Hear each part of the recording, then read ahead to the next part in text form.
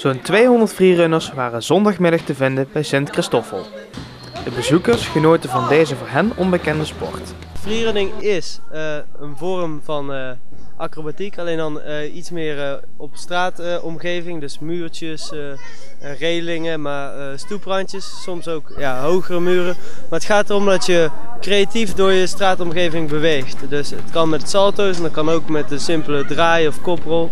En je kunt sprongen maken van muur naar muur en zo heb je eindeloos opties.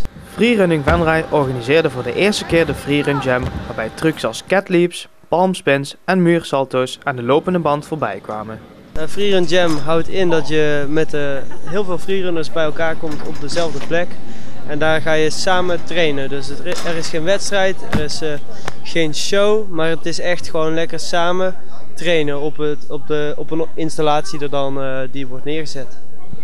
De Venrayse trainer Tommy is assistent van Bart tijdens de lessen die in 5 groepen gegeven worden. Hij vertelt wat er zo mooi is aan freerunning. Het mooie van freerun is eigenlijk dat je eigen stijl kan creëren en dat je dat een beetje kan laten zien aan anderen en samen met je vrienden kan delen. En je kan altijd op zo'n jam natuurlijk nieuwe vrienden maken en dat is wel super gaaf. Zoals bij alle spectaculaire sporten is de belangrijkste vraag hoe gevaarlijk het is voor de deelnemers. Sowieso safety first, dus je kiest wel wat je zelf kan doen en wil doen. En als er natuurlijk gevaarlijke dingen zijn die je wilt doen, kun je altijd anderen vragen om hulp. Je kunt je grenzen opzoeken, maar op veilige manieren, door bijvoorbeeld een matje neer te leggen of iemand te vragen om je te spotten, noemen we dat.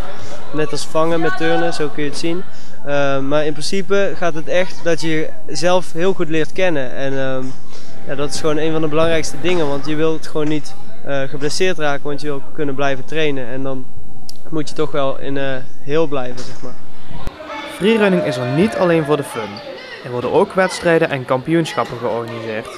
Er zijn zeker competities. Op 30 april hebben we nu NK Freerun in Amsterdam.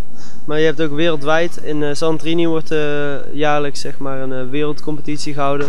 Maar nu zijn er ook meerdere in Amerika, in Spanje. Maar er wordt overal steeds meer competities gehouden.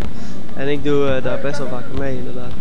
Diegene die de sport eens wil uitproberen, kan op woensdagmiddag vrijblijvend binnenlopen bij Sint Christoffel.